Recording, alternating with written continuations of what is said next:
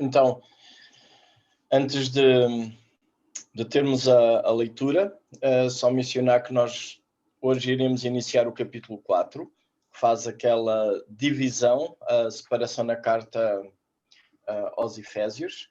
E então queria apenas relembrar, iremos ver isso, mas aqui há uma nova secção em que Paulo aborda a carta. Se ele tinha falado antes alguma parte mais teológica, mesmo até em termos de oração, daquilo que Deus tem feito por nós e a nosso favor, agora a partir do capítulo 4 há uma mudança e a parte é bem mais prática, desafiante, há umas características que vão surgir daqui em diante, que eu irei mencionar. Portanto, ao ouvirmos a leitura, a ideia que deveríamos ter em mente não é tanto apenas assimilar conhecimento, mas ao ouvir esta leitura é algo para eu fazer, um desafio para mim, e a questão de eu ver como é que eu estou, a minha autoanálise em relação a Deus, em relação aos outros, a mim próprio. É importante ter essa percepção na leitura, ouvirmos esta leitura. Então, eu sei que alguém está preparado para fazer a leitura destes primeiros 16 versículos de Efésios capítulo 4, e eu pedi então para fazer, por favor. Sou eu, José Alves. Ótimo. Rogo-vos, pois, eu preso do Senhor, que andeis como é digno da vocação com que fostes chamados, com toda a humildade e mansidão, com longanimidade, suportando-vos uns aos outros em amor, procurando guardar a unidade do Espírito pelo vínculo da paz. Há um só corpo e um só Espírito, como também fostes chamados em uma só esperança da vossa vocação. Um só Senhor, uma só fé, um só batismo, um só Deus e Pai de todos, o qual é sobre todos, e por todos e em todos. Pela graça foi dada a cada um de nós, segundo a medida do dom de Cristo. Pelo que diz, subindo ao alto, levou cativo o cativeiro e deu dons aos homens. Ora, isto ele subiu, e que é, senão que também antes tinha descido às partes mais baixas da terra. Aquele que desceu é também o mesmo que subiu acima de todos os céus para cumprir todas as coisas. Ele mesmo deu uns para apóstolos, outros para profetas, e outros para evangelistas, e outros para pastores e doutores, querendo o aperfeiçoamento dos santos para a obra do ministério, para a edificação do corpo de Cristo, até que todos cheguemos à unidade da fé e ao conhecimento do Filho de Deus, varão perfeito, à medida da estatura completa de Cristo, para que não sejamos mais meninos inconstantes, levados por toda a roda, por todo o vento de doutrina, pelo engano dos homens, que com astúcia enganam fraudulosamente. Antes, seguindo o amor em caridade, cresçamos, seguindo a verdade em amor, cresçamos em tudo, naquele que é a cabeça, Cristo, do qual todo o corpo, bem ajustado, ligado pelo auxílio de todas as juntas, segundo a justa operação de cada parte, faz o aumento do corpo para a sua edificação em amor. Amém? Amém. Obrigado, irmão, pela leitura. Eu vou então passar aqui a partilhar os meus slides. E então continuamos, só uma breve revisão, continuamos com este tema de ser igreja, que Paulo aborda. Isto em geral foi o tema escolhido para esta carta. Então, os dois grandes blocos de texto que nós temos, os primeiros 3 capítulos, têm aqui algumas designações diferentes e alguns slides para dar a ideia. O Evangelho, o que é que Deus tem feito por nós. A segunda parte, então, a nossa vida vivendo o Evangelho, portanto, uma dimensão mais prática. Nós já estivemos a ver aquela parte a amarelo dos primeiros capítulos, a introdução, o louvor, as bênçãos recebidas por Deus, etc. E agora nós temos uma série de repetições, capítulo 4, 5 e 6, o andar, então essa ideia de uma vida mais prática. Se quisermos ter uma divisão mais cuidada, talvez como podemos dividir a carta agora, que já estamos no capítulo 4, então o primeiro momento tem uma breve introdução, com a apresentação de Paulo, versículo 1 e 2, depois nós temos a nova humanidade, portanto, se havia uma ruptura entre o ser humano, e aqui eu queria trazer à memória o que aconteceu em Gênesis 3.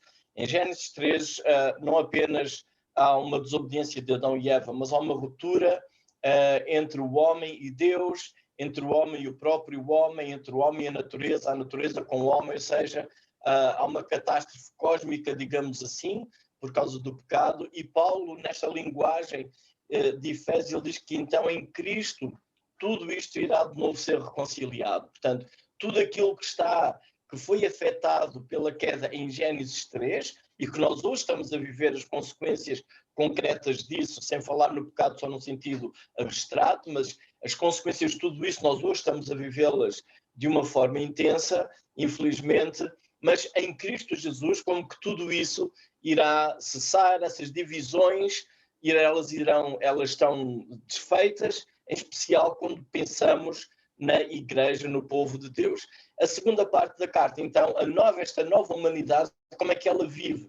Ou seja, enquanto aqui na Terra, como é que nós, salvos, transformados por esta graça e poder de Deus, como é que nós então devemos viver a vida prática? Então, esta segunda parte não é tanto tomar notas para memorizar coisas, mas é antes compreender, interiorizar conceitos e experimentar a presença de Deus em nós, porque nós, por nós próprios, não temos capacidade para cumprir, digamos assim, a segunda parte da carta, como também a primeira parte da carta não foi cumprida por nós, mas por Deus. E depois Paulo termina, no fim do capítulo 6, com uma breve conclusão.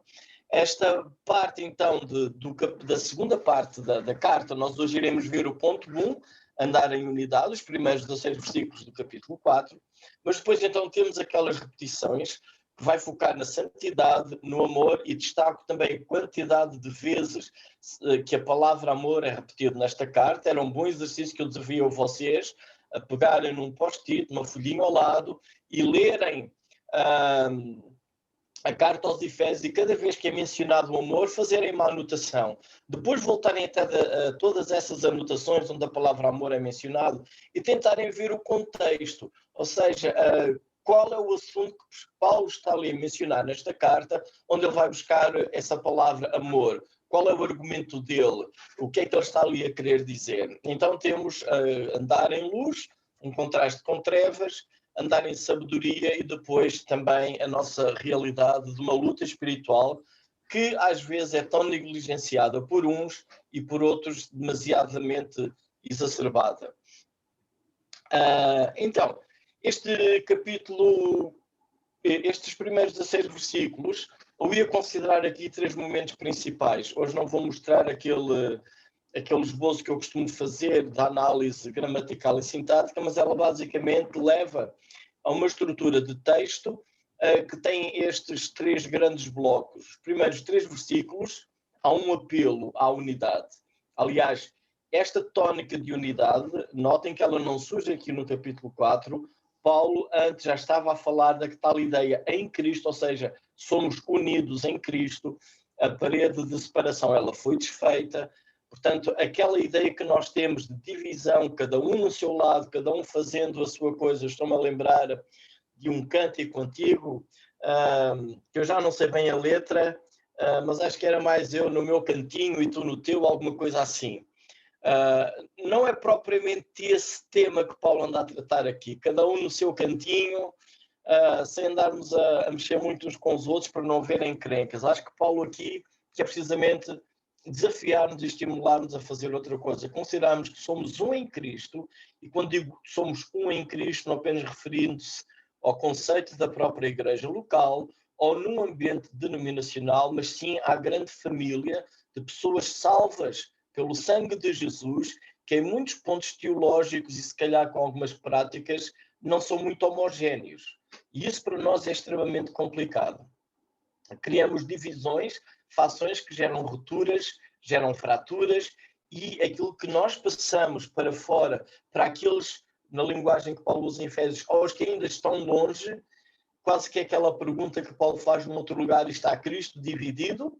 E quase que nós damos a entender: sim, está dividido. O único que está certo aqui sou eu, todos os outros estão errados. E Paulo aqui ele está a fazer um forte apelo a isso. Então, há uma exortação à unidade, há aquilo que poderíamos dizer que é uma confissão de fé ou uma base para que esta unidade que existe, que ela seja mantida, e depois também a ideia de provisão para a saúde e crescimento do corpo, ou seja, Deus providenciou tudo, e recordando aqui o versículo 3 do capítulo 1, Deus nos tem abençoado com todas as bênçãos, e agora há mais algumas bênçãos que Deus nos tem dado pela sua graça, para que o corpo seja nutrido, efetue o seu próprio aumento e cresça de novo, aquela expressão repetida em amor.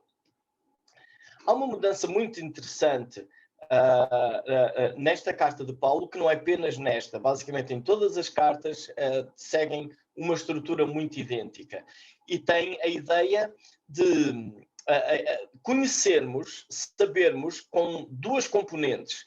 Primeiro podemos pensar no conhecer puro, saber as coisas, saber como é que elas funcionam.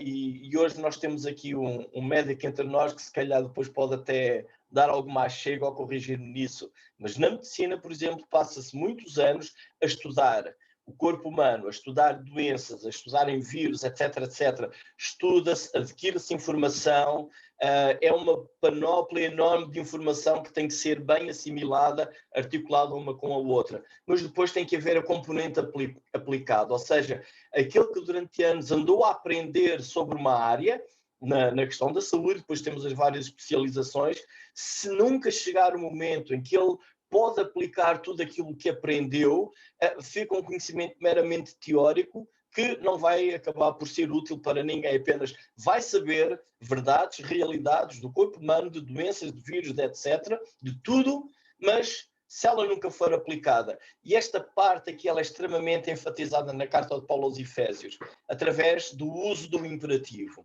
Por exemplo, nos primeiros 3 versículos, nós apenas temos uma única vez o uso do imperativo, que é: lembrai-vos que vós dantes também, ou seja, é um apelo a trazer à memória uma situação. É a única vez que temos o imperativo na primeira parte da carta. Na segunda parte da carta, Paulo usa cerca de 41 vezes esta ideia do imperativo. Se no primeiro eu dei-me ao luxo de pôr o versículo, Efésios 2:11, na segunda opção eu optei por não colocar, porque ia ter ali 41 versículos e na prática não ia ter nenhum resultado. Mas notem a ênfase de prática, de vida, de nós agora, visto que aquilo que Deus tem feito por nós, nós agora vivermos.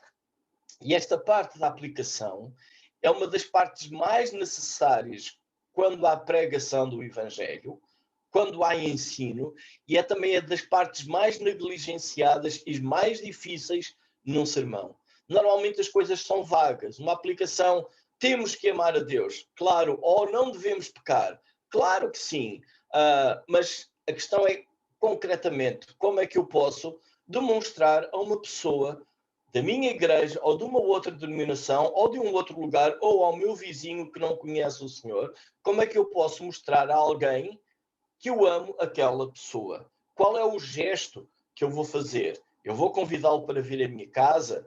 Eu vou passear com ele e junto com a família dele num jardim, quando pudermos fazer isso?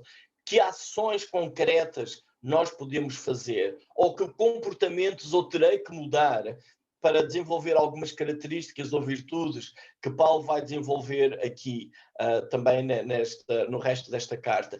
E isto é extremamente importante, esta parte de aplicação. Daí também temos a segunda parte para discussão em grupos e vermos como é que nós podemos aplicar à nossa vida.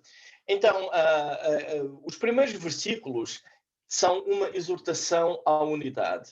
E estas primeiras 3 palavras, isto no texto grego, o nosso texto quase segue igual, mas são as mesmas de Romanos 12:1.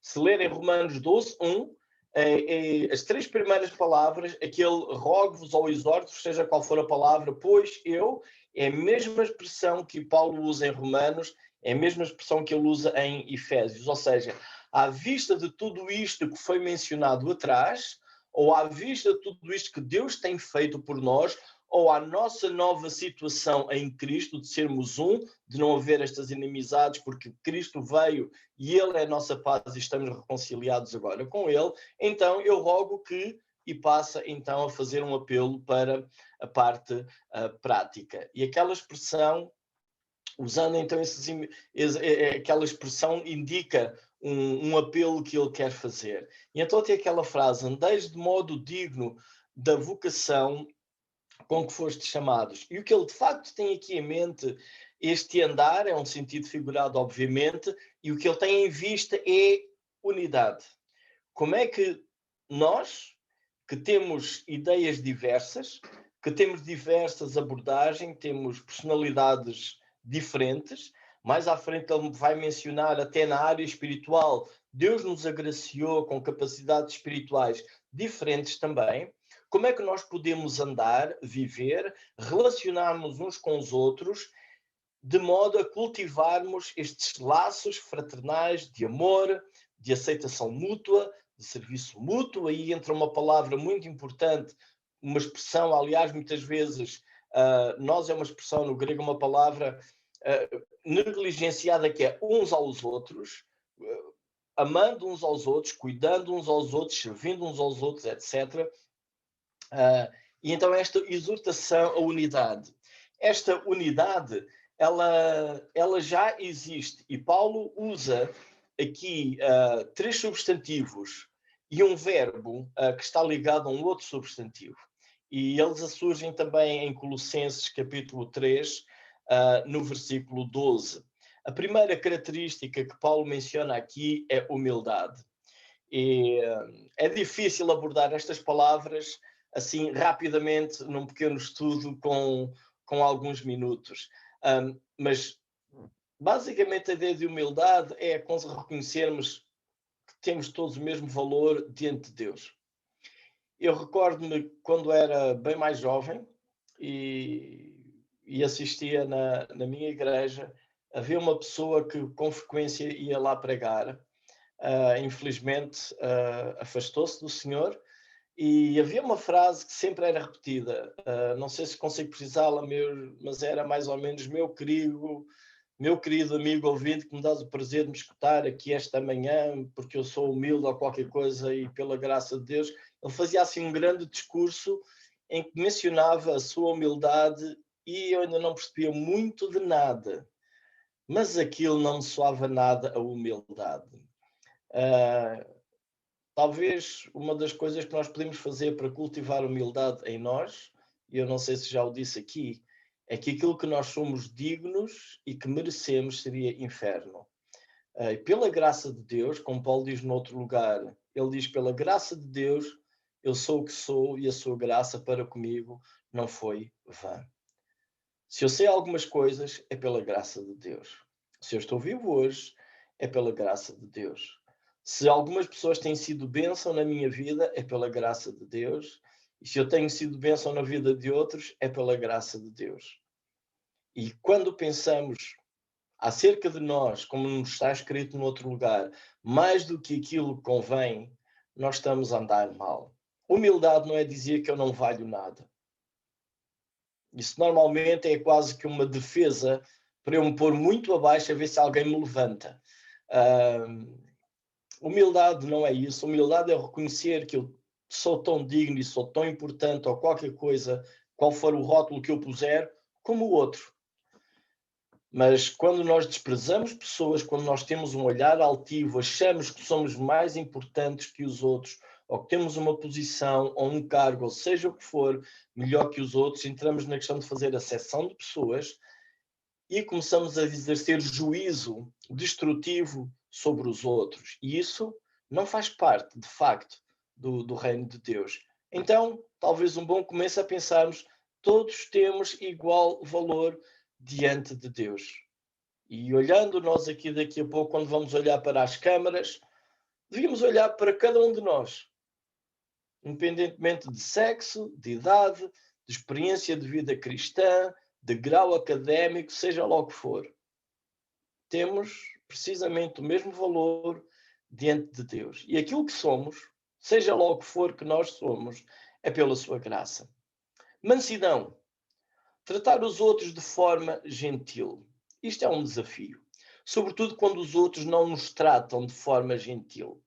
Mas a proposta aqui é, e notem que a ideia não é apenas abstrata, é num relacionamento com outros com vista a manter unidade.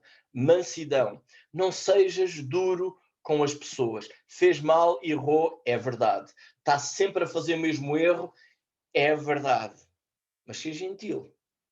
E a seguir, um outro que vai complementar a mansidão, longanimidade, esperar pacientemente sem resultados imediatos. Aqui talvez nós poderíamos introduzir a ilustração de um agricultor que vai e põe os seus legumes ou as suas sementes no terreno e tem que esperar pacientemente que aquilo cresça. Nós vivemos muito na época de micro-ondas. A gente põe lá, gira o botão, aquilo passado uns minutos está pronto e às vezes queremos que as pessoas funcionem assim. Dizemos hoje a elas como é que se faz, o que é preciso fazer e amanhã queremos aquilo pronto e feito.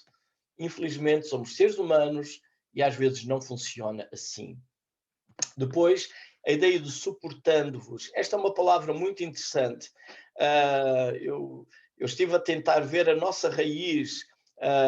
Nós temos uma palavra que é muito semelhante à palavra grego, que é anexo. Nossa palavra anexo, esta palavra no grego, aliás, suportando-vos, é anexo. No entanto, o nosso anexo, ela vem do latim. E eu não consegui pesquisar se a palavra latina tinha alguma ligação grega, mas aquela ideia é algo que está junto.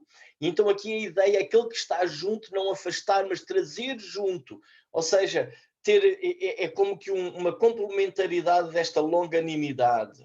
Não é esperar impacientemente, mas é ser paciente, tolerar e percebermos que entre nós há estas divergências. E havendo divergências entre nós, elas não vão causar a fratura, não vão fazer estalar verniz. Porque a barreira da inimizade em Cristo, ela foi desfeita. E são conceitos que temos que assimilar e orar por eles e pedir que Deus, pela ação do seu Espírito, trabalhe na nossa vida. Percebemos que há gente que pensa diferente, entende diferente, tem outras paixões, querem fazer outras coisas na sua vida profissional, de lazer ou na vida ministerial da igreja. E conseguimos discernir que ainda assim somos um em Cristo. E vamos estar com todo o amor, não esquecer o amor ali, suportando uns aos outros em amor, e outra vez vincar este suportando-vos não é uma boa tradução que é aturando-vos uns aos outros. Este suportando-vos uns aos outros é ter ali alguém ao meu lado que é diferente de mim, não pensa como eu, tem uma outra paixão, quer fazer uma outra coisa, e eu não ver isso como algo fraturante, mas como algo que enriquece o corpo de Cristo. Daí então que ele faz essa exortação à unidade. E então fazendo todo o esforço, essa poderia ser uma expressão talvez literal, que consegue ter pôr em uma linguagem mais corrente a ideia que temos ali, fazendo todo o esforço para manter a unidade do Espírito. Paulo tem consciência que isso não é fácil. Conhecemos muito bem que houve um tempo difícil entre ele e o seu amigo Barnabé. Somos seres humanos, mas isso não significa que temos a desculpa errar é humano ou sou assim, paciência. Não, eu não sou assim. Eu sou de Cristo. Eu estou em Cristo. A sua graça habita em mim, o seu amor habita em mim e eu tenho um projeto de vida que é ser transformado cada vez mais à imagem de Cristo. Esta unidade já existe, a inimidade foi desfeita, aquela parede de separação, e portanto estamos aqui em Efésios, um contexto judeu-gentio, que depois se aplica também a judeu, gentio, seja qual for o relacionamento, nós estamos em Cristo, ainda que haja diferenças. Bases para a unidade. Paulo menciona 7, e nestes 7 elementos como uma base para nós cultivarmos e mantermos forçadamente a unidade em Cristo. É interessante a forma como ele escreve, mencionando a Trindade. Já na oração que tínhamos visto no capítulo 1, havia ali a menção da Trindade. Agora nós temos um corpo, e estes versículos que eu tenho são repetições literais ou a ideia que foi mencionada já nos capítulos 1 e 2. Isto para quê? Para fazer a tal ligação, se nós adquirimos conhecimento, informação nos capítulos 1, 2 e 3, não é para sabermos mais teologia.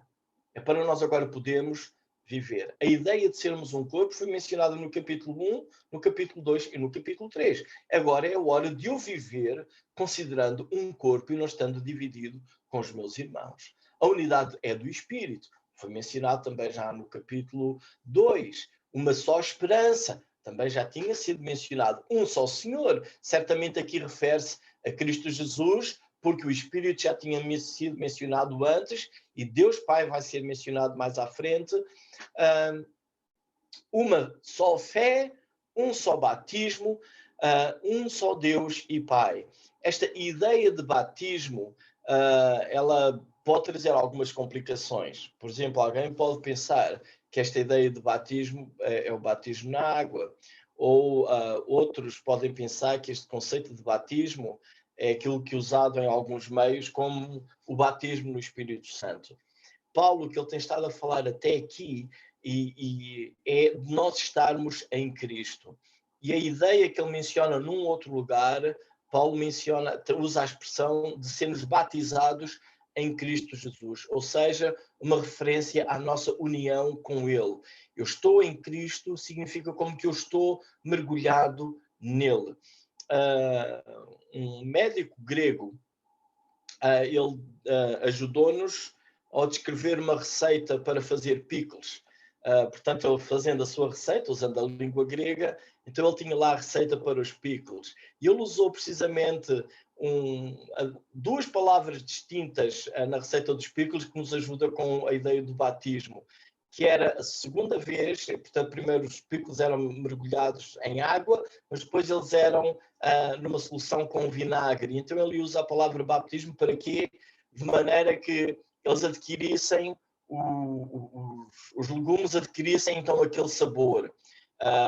E é interessante, é uma analogia, não estou a fazer aqui um dogma ou uma teologia bíblica sobre isso, mas da mesma maneira como aqueles legumes eram mergulhados em vinagre e têm aquele sabor azedo, se nós pensarmos que somos assim mergulhados em Cristo Jesus e desenvolver estas virtudes que são de Cristo, aliás, em Gálatas ele menciona que é o fruto do Espírito. Se eu estou em Cristo, aquele fruto do Espírito mencionado em Gálatas deve brotar em mim, porque o Espírito de Deus habita em mim. E de novo temos ali amor, alegria, paz, pronto, longanimidade, de novo mencionado, etc.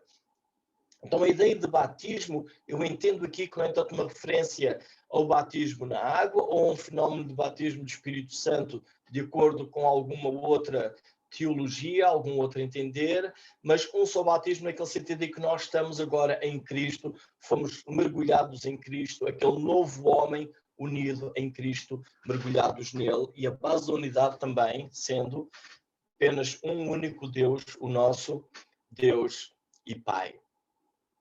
Para manter esta unidade e neste desenvolvimento, então, seguidamente, Paulo aborda a questão dos dons espirituais. E ele menciona alguns dons que aqui eu vou... há algum debate sobre qual é o tipo de dons, se são 4, se são 5, mas Paulo menciona aqui alguns dons espirituais e eu quero abordá-los rapidamente, não há muito tempo, mas ele menciona, por exemplo, o dom de apóstolos.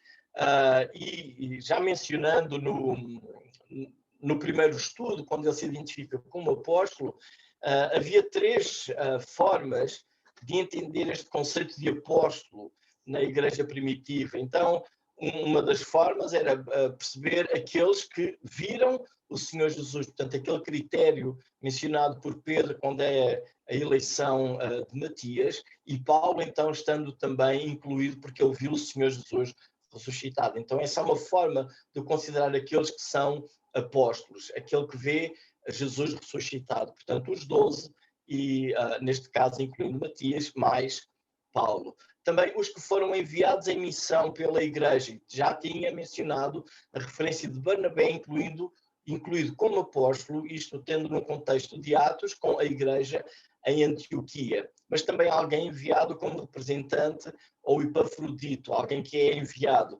Paulo aqui, eu creio que ele está a se referir aos dois primeiros pontos.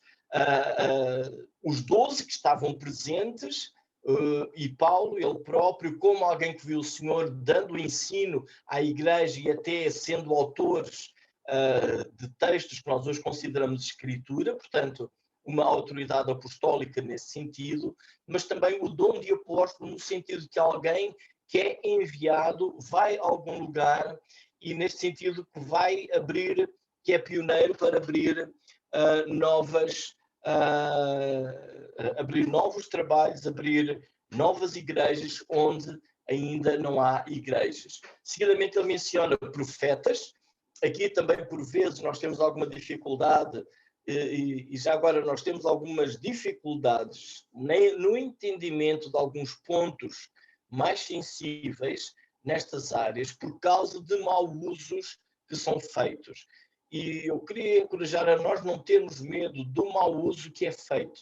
Se nós tivéssemos receio dos maus usos feitos, se calhar não usaríamos a Bíblia, porque há quem faça muito mau uso dela. Então, devemos perceber o que é que o texto da Bíblia diz e usar as palavras sem medos. Ele aqui fala em profetas. Os profetas comunicavam a verdade divina. Portanto, nós às vezes temos uma concepção que o profeta era aquele que vivia no Antigo Testamento, fazia umas coisas estranhas e predizia o futuro. Não é necessariamente, o conceito de profeta não está restrito a isso. A ideia de profeta em termos remotos era um mensageiro. Por exemplo, quando havia uma cidade que ia ser invadida por um exército, o exército inimigo, portanto o exército invasor, enviava um mensageiro para falar com os da cidade, tentar fazer acordos, fazer as ameaças, etc. Aquele mensageiro, a única autoridade que ele tinha era de quem o tinha enviado. Ele era apenas como que um porta-voz, digamos assim, alguém que está a comunicar uma mensagem. Ouvia o relato da cidade que iria ser invadida e iria comunicar ao seu senhor. Portanto, o que ele falava, e esse é o conceito do profeta do Antigo Testamento, aquilo que ele falava vinha de Deus. Da mesma maneira, os profetas, no contexto do Novo Testamento, seriam aqueles que falavam a palavra de Deus, ou usando o Antigo Testamento, ou depois, à medida que os textos iam sendo escritos, Paulo chega a incluir a ideia que ele já considera o Evangelho de Lucas como escritura, portanto, expondo já algumas cartas, como Paulo ia escrevendo, seriam então profetas que expunham a palavra. Portanto, é o sentido de alguém que está a comunicar a verdade divina a outras, não alguém que está a adivinhar necessariamente ou predizer o futuro apenas.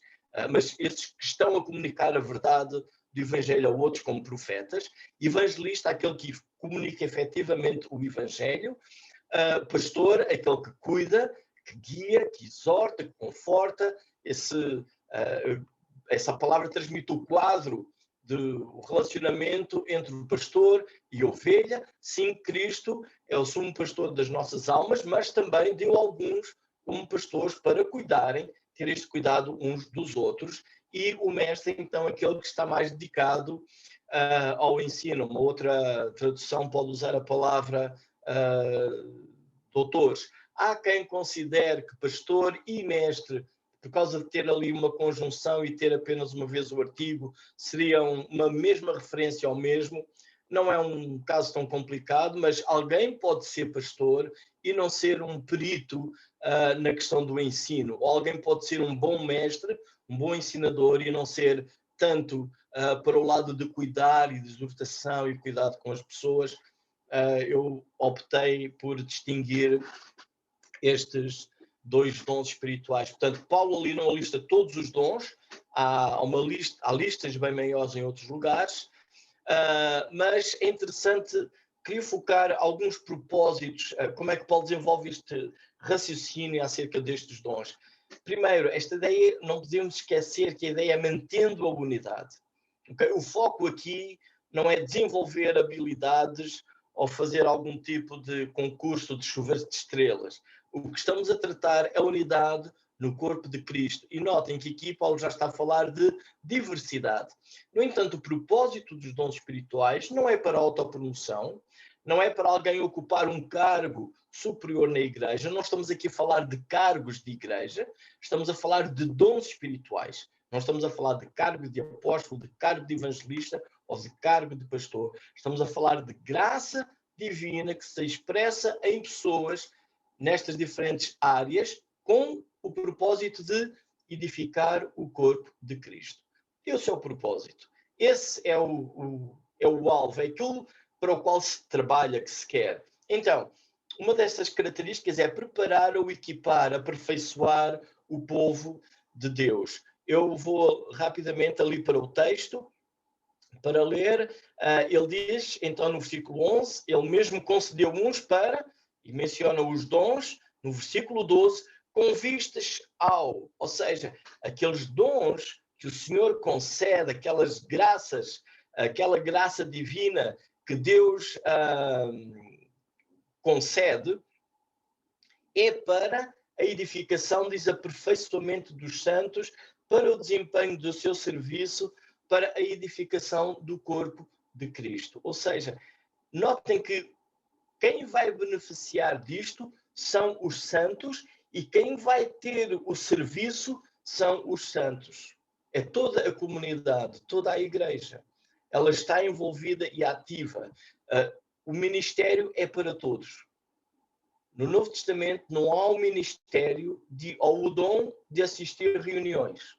Não temos esse dom nas Escrituras. Ou, como alguém disse uma vez, o dom de aquecer a cadeira. Esse dom não existe. Há dons espirituais que vão equipar os santos para o desempenho do seu serviço, para, então, o objeto final, o alvo final, a edificação do corpo de Cristo. Todo o corpo edifica o corpo. Tenho ali uma nota muito rápida sobre 1 Coríntios 12, 1, em que Paulo diz que acerca dos espirituais ou dos dons espirituais eu não quero que sejais ignorantes. Infelizmente, eu creio que este é um dos versículos menos observados, ou está na lista dos versículos menos observados. Seria interessante nós fazermos um inquérito nas nossas igrejas, entre nós, ao fazer uma pergunta a nós próprios e percebermos que dons Deus me tem dado e como é que eu os estou a utilizar na minha igreja. Essa era uma boa pergunta. Ou outra questão que podíamos fazer, se estamos como líderes de igreja, anciãos, quanto tempo eu gasto a perceber quais dons espirituais Deus tem dado na igreja e se geramos espaço para que esses dons sejam desenvolvidos. E eu não tenho a ideia que o dom espiritual já vem pronto e aperfeiçoado. Por vezes a ideia é mais que um dom espiritual é como andar de bicicleta. Só pondo em cima e dando aos pedais umas zigue-zaguedelas valentes é que a gente começa a apanhar o equilíbrio e a perceber como é que aquilo funciona. Daí esta questão de unidade, desta longanimidade, de tratar aos outros com brandura. Porque o Senhor sim deu graça, deu capacidade para edificação, mas há um processo de desenvolvimento, de crescimento, de maturidade espiritual, em que não são eles que estão a passar, todos nós estamos a passar por isso, pela graça do Senhor. Então, dar espaço dentro das nossas comunidades a que dons espirituais, a que as pessoas desenvolvam os seus dons espirituais. Talvez vai haver alguns falhanços, mas daí, graças ao Senhor, nós estamos cheios de amor, de longanimidade, vocês não precisam responder, mas dá vontade de perguntar amém, de paciência, amém, de humildade, amém, de lidarmos uns com os outros, e quando vemos que aqueles que estão a fazer falham aqui e ali, nós somos cheios de alegria, de brandura, e vamos lá com aquele coração pastoral, cuidar deles e exortá-los a eles continuarem e fortalecê-los no Senhor, em vez de lhes levar alguma valente reprimenda que a pessoa nunca mais quer repetir a experiência. Então temos ainda esta ideia de manter a unidade, o propósito dos dons. Então já vimos a edificar a igreja, desenvolver ou cultivar maturidade espiritual nos crentes, e este é um ponto extremamente importante quando pensamos em Efésios e ser igreja. Maturidade espiritual. O modelo, a estatura, é exigente. É Cristo. E é um desafio, e aqui outra vez a noção de humildade.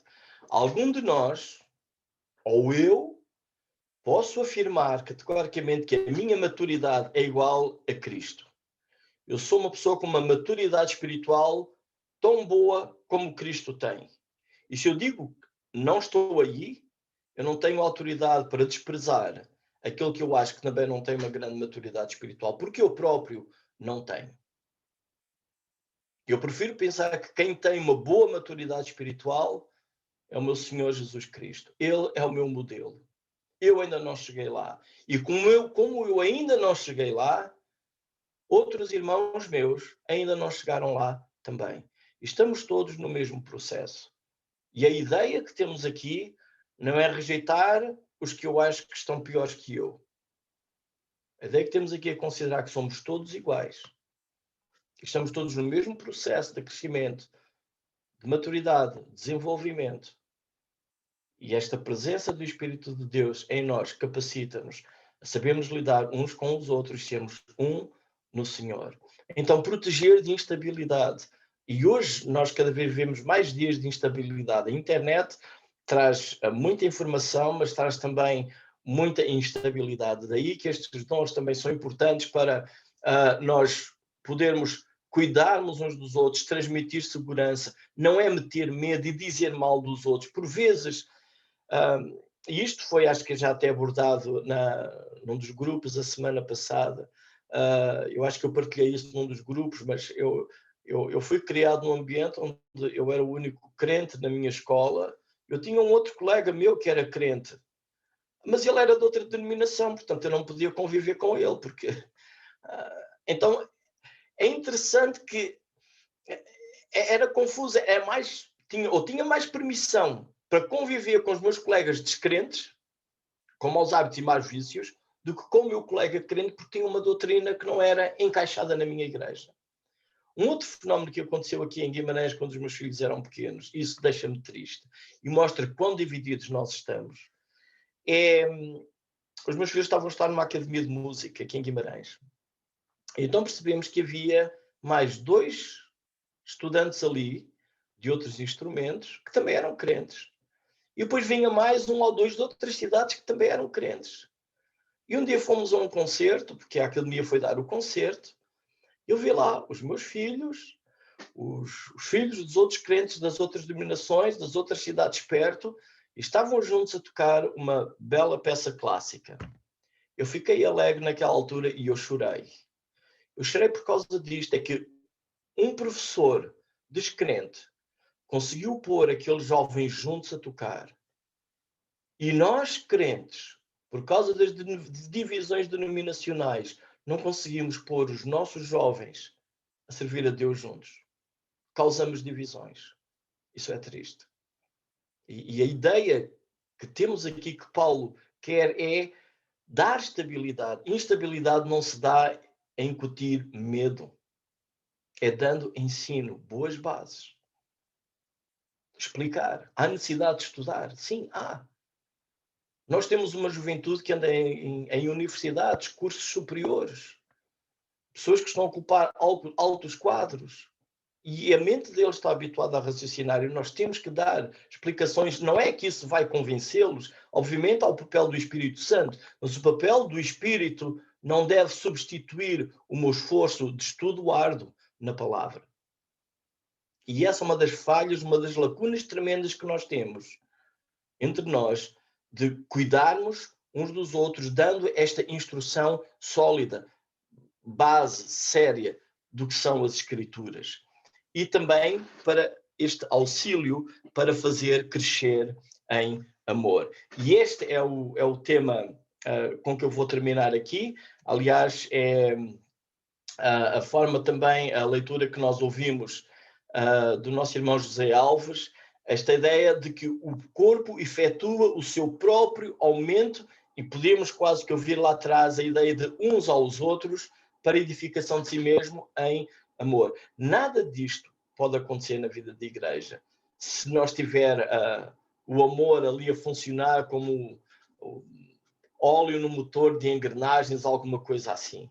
E isso é a igreja de Cristo Jesus a viver. Então, esta ideia de ser igreja, talvez podemos agora entrar numa parte bem mais prática, analisarmos a nossa própria vida no nível individual, olhando para este texto, refletindo neste texto, onde é que eu estou, que palavras eu tenho que desenvolver e marcá-las em vermelho, palavras eu já estou mais ou menos e dar graças ao Senhor por isso, e pensar como é que eu ainda posso desenvolver na igreja local onde eu estou, como é que estas coisas se relacionam, e igrejas que estão próximas umas das outras, na mesma cidade, na mesma vila, como é que estas igrejas podem interagir, isto dentro da própria CIP, como é o caso aqui, que projetos podemos fazer a nível nacional, que relacionamentos podemos ter com outras igrejas, com outras pessoas que são filhos de Deus, pertencem a uma denominação diferente, não concordo com eles num ou dois pontos, mas concordo com eles naqueles 7 pontos que Paulo menciona como base da fé.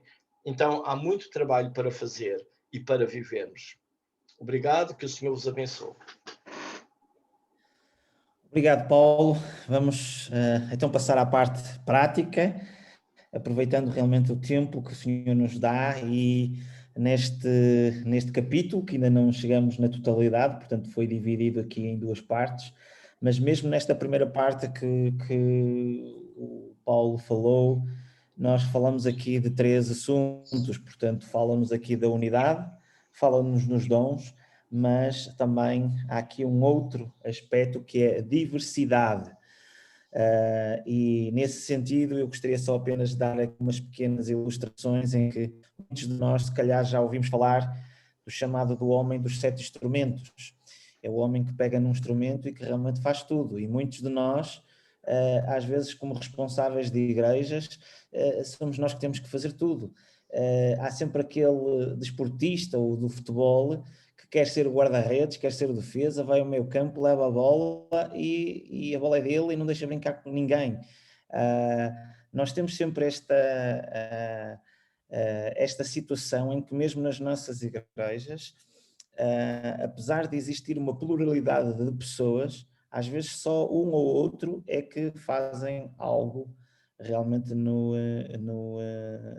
própria igreja. Então, nesse sentido, quando nós vemos aqui estas palavras, em primeiro lugar, quando nós vemos que Deus nos distribui os dons, temos que pensar que não distribui só a nós, mas distribui a toda a igreja. E nesse sentido, a primeira coisa como forma prática que nós podemos fazer ao dividir-nos nestes grupos, em primeiro lugar, para aproveitarmos aqui o tempo, é podermos definir uma pessoa responsável para depois fazer uma conclusão. Irmãos, depois mesmo na conclusão vamos tentar remir também aqui um pouco o tempo.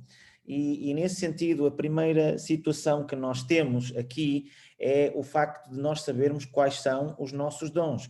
Porque às vezes estamos a agir e a fazer todos o ser o homem dos 7 instrumentos, enquanto que nós, não sei se os irmãos já foram e já assistiram a uma orquestra, onde cada um tem o seu instrumento, que bonito que é nós vermos esta pluralidade de instrumentos. Então nós temos que nos aperceber quais são os dons que nós temos. Então, como pergunta realmente para nós falarmos de uma forma prática, em primeiro lugar é no sentido de que cada um de nós possamos dizer qual é o dom que realmente Deus nos tem colocado a cada um de nós. Podemos partilhar isto com o grupo, mas também eu já partilhei no bate-papo a respectiva pergunta, mas é de forma prática o que é que podemos fazer para respeitarmos a diversidade para a cooperação e edificação da igreja. Da mesma maneira como nós vemos a orquestra, onde cada um toca o seu instrumento e nós vemos a harmonia perfeita neste sentido, o que é que nós na igreja podemos fazer de forma prática, através realmente sabendo o dom que nós temos, o que é que realmente nós podemos fazer para haver este respeito. Porque o que eu acho que falta também em algumas situações é que Deus nos tem dado um dom e nós queremos que todos façam a mesma coisa com o nosso dom. E em vez de nós respeitarmos o nosso irmão, que pode ter um outro dom diferente, e devíamos estar aqui a colaborar de uma outra forma.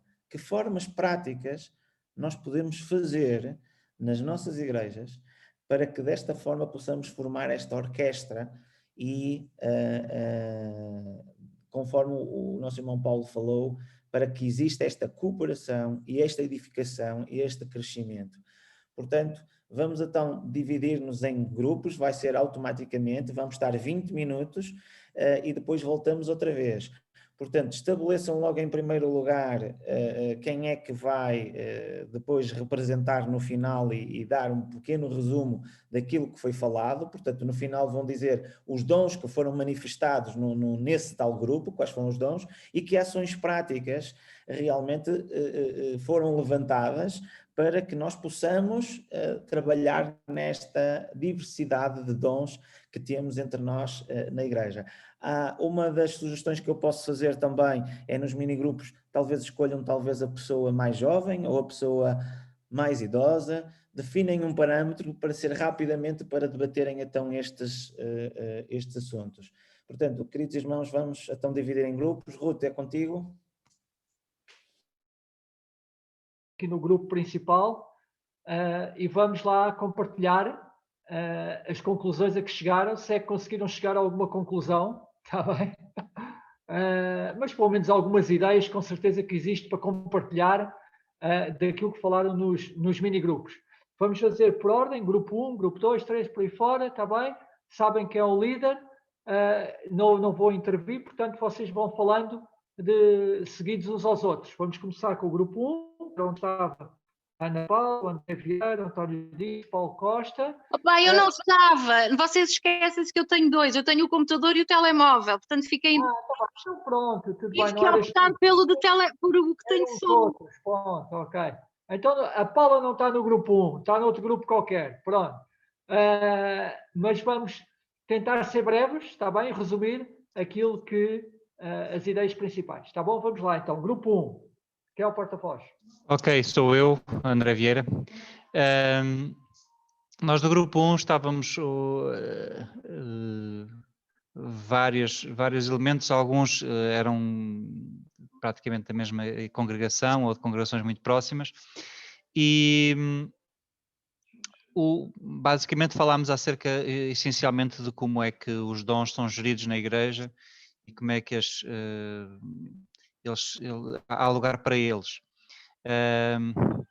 E uma das coisas que falámos foi que há necessidade também de nós darmos espaço aos outros, nós darmos espaço a que de facto os dons sejam aplicados, e há oportunidades, e esta situação da pandemia levantou algumas oportunidades. Eu falei da questão, por exemplo, da questão informática, que irmãos nossos que estão mais versados nesta área puderam aproveitar os seus talentos naturais, não tanto dons, alguns, mas assim muitas vezes se evidencia e se dá a oportunidade a que as pessoas evidenciem um pouco aquilo que podem fazer e que podem contribuir para o reino.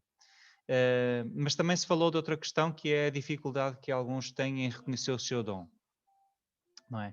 Esse é um problema com que as igrejas se deparam, é que há muitos crentes que não sabem realmente qual é o seu dom e que não sabem responder a esta questão, porque é que eles foram chamados, não é? Para que Deus os chamou. Outros têm de facto talentos naturais que podem ser usados também ao serviço do Senhor e muitas vezes é difícil colocá-los a fazê-lo. Em termos de conclusões, estes 20 minutos não deu para toda a gente falar, portanto conclusões não deu para tirar. Mas de facto também podemos ouvir a experiência de um irmão que tem colocado jovens a trabalhar e a trabalhar na obra, a falar também sobre esta questão, sobre esta reticência, essa renitência que eles têm em muitas vezes avançar e fazer alguma coisa.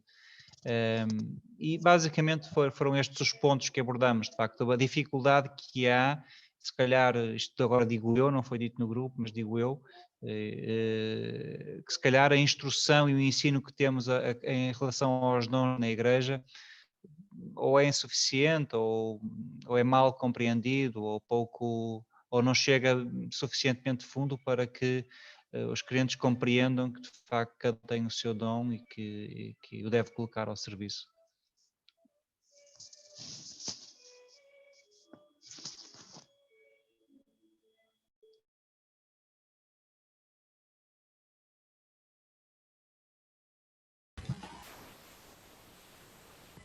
Grupo 2 pode dar sequência? Sim, Ok. exatamente. É falando.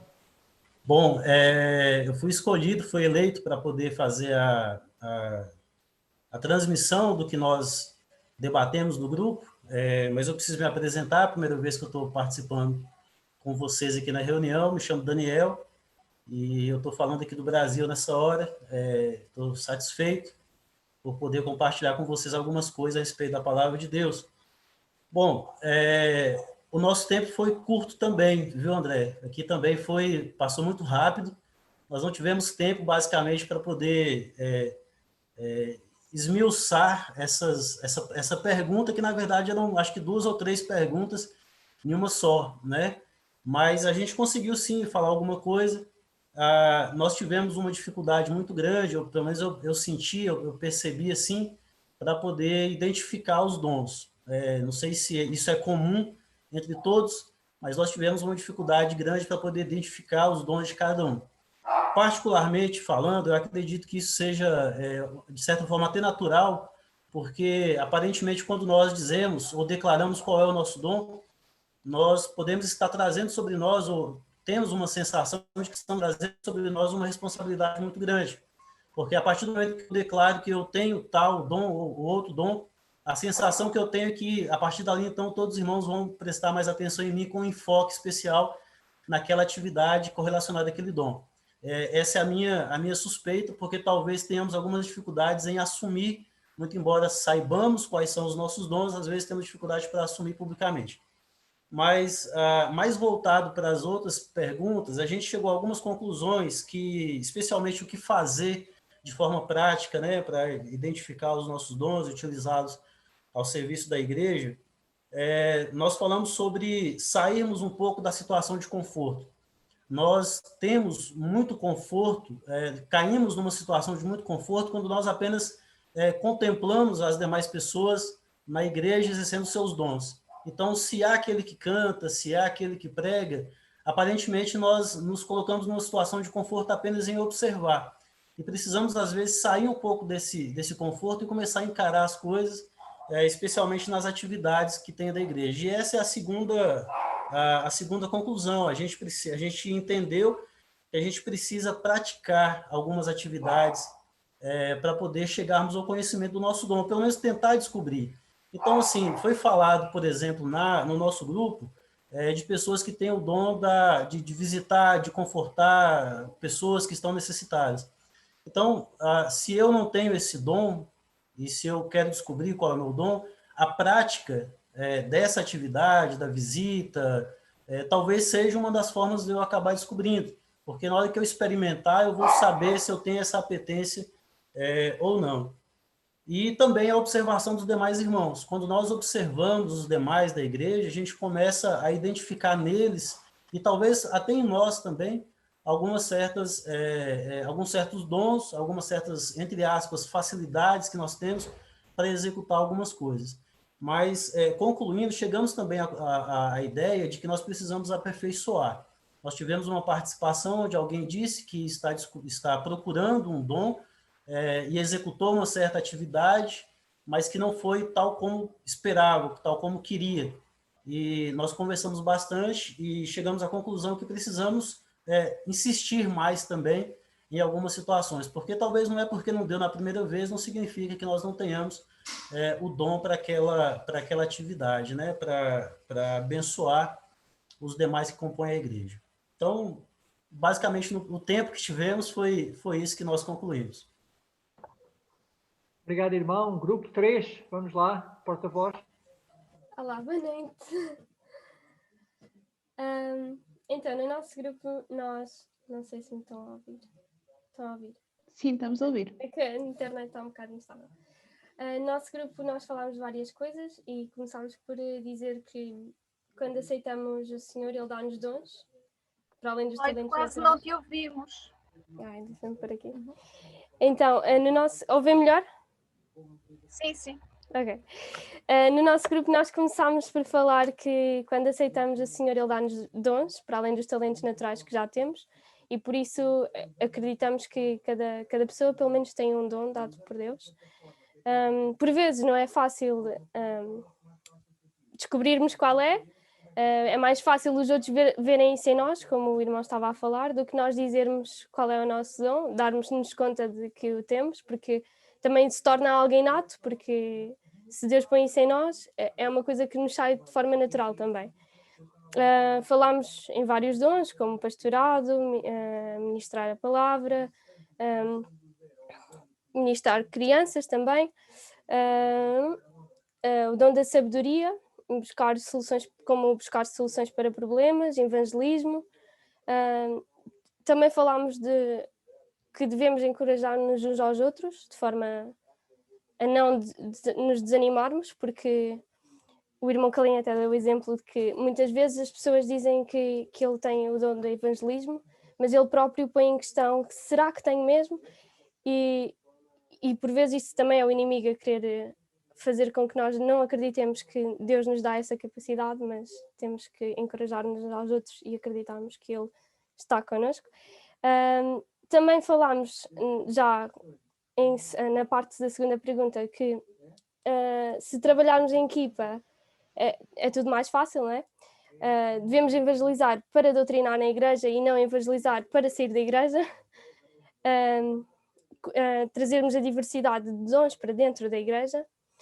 Devemos encontrar o equilíbrio que permita a todos exercer os seus dons, dar espaço para todos dentro da igreja e não ser só um ou dois a fazer todos os serviços, e até há pessoas que por vezes estão a fazer serviços que nem sequer estão capacitados por Deus, não têm esse dom para o fazer.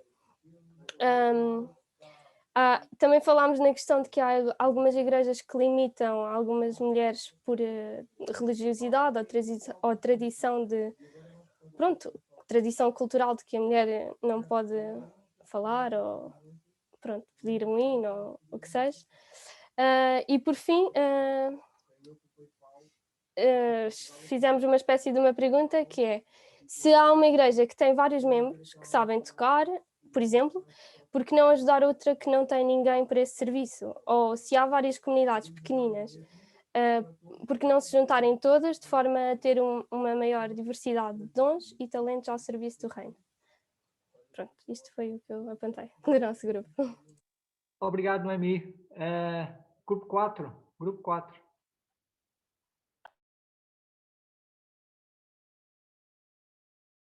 Porta-voz do grupo 4.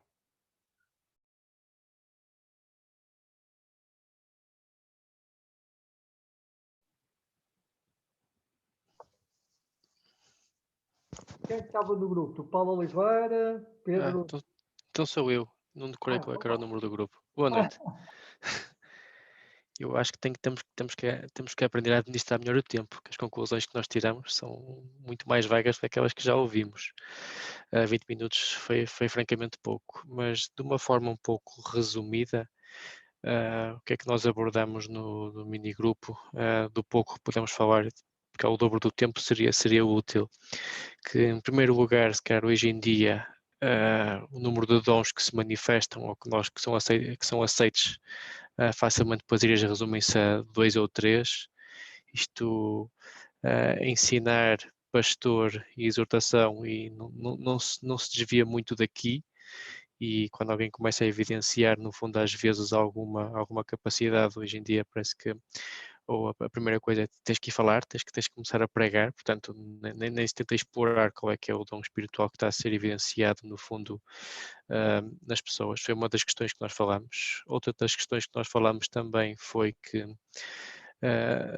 da pouca importância que se dá hoje em dia para as pessoas saberem qual é que é o dom espiritual, em que não saber qual é que é o dom espiritual é não saber qual é que é o nosso papel dentro da igreja.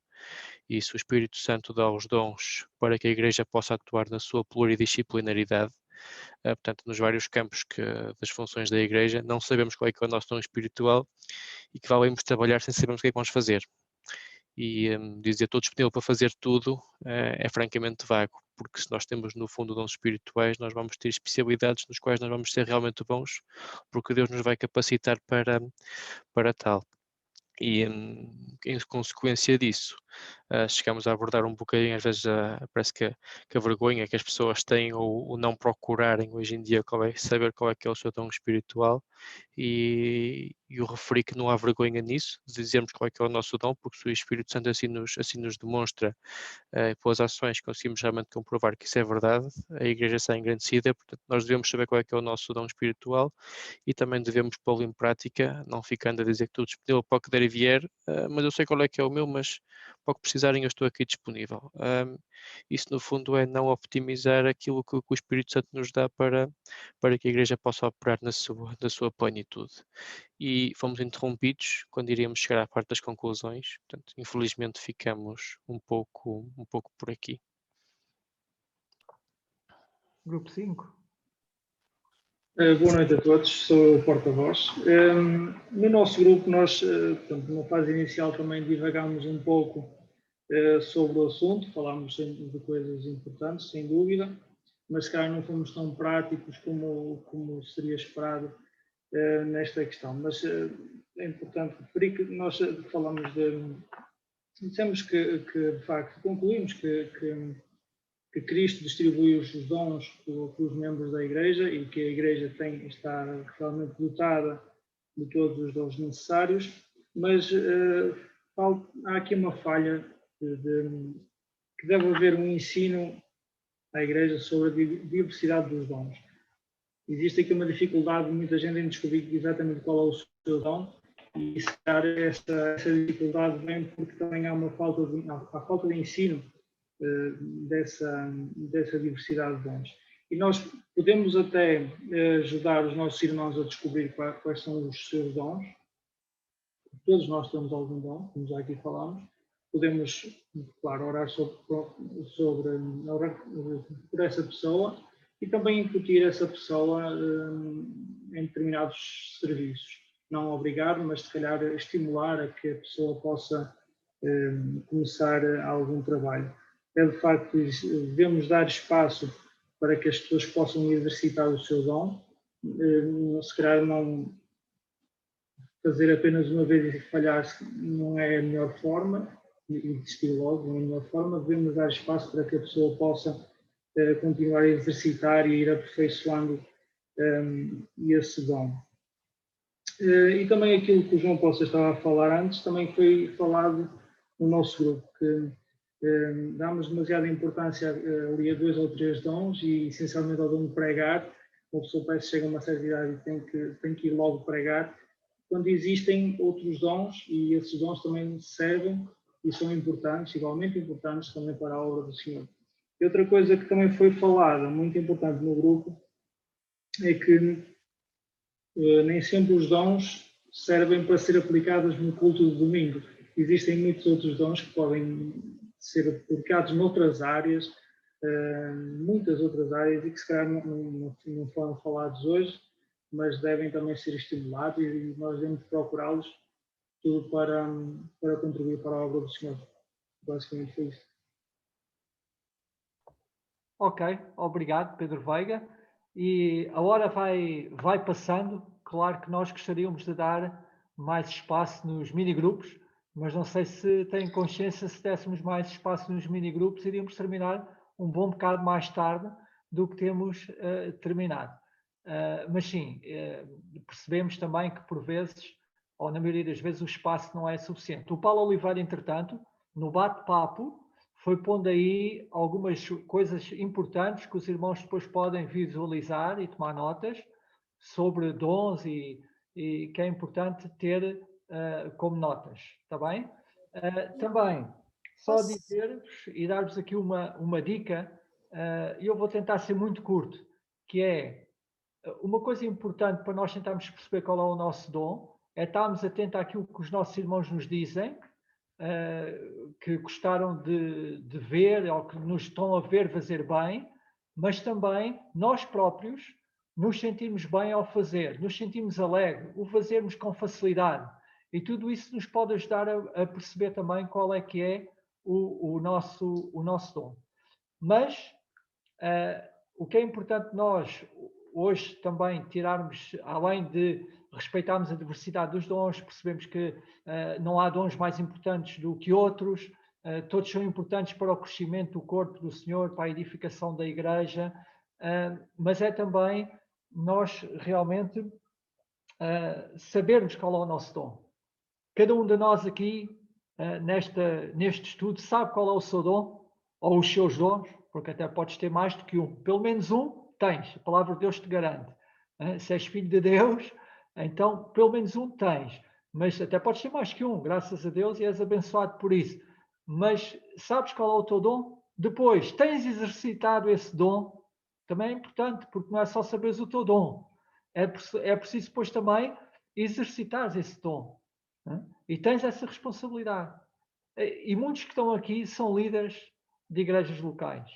Meus irmãos, temos falado, temos ajudado os nossos irmãos a descobrir o seu dom, a exercitarem o seu dom, a dar espaço para exercitarem, para pôr em prática o seu dom.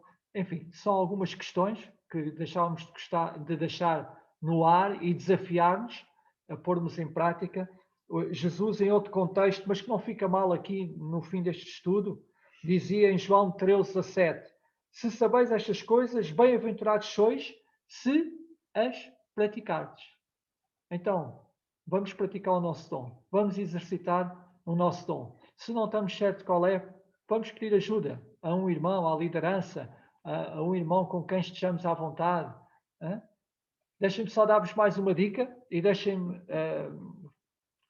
deixar passar a publicidade, mas o Instituto Alvo, está aqui um livro, um manual sobre dons espirituais, e o Instituto Alvo tem este curso que é muito bom, sobre dons espirituais, em que ajuda a descobrir e em que desafia a estarmos conscientes da importância do dom que tu tens, do dom que eu tenho, para o crescimento da obra do Senhor. Então, se algum de vocês quiser, alguns que estão aqui já tiveram esse curso e podem testemunhar, podem falar sobre isso, e se algum de vocês quiser frequentar este curso do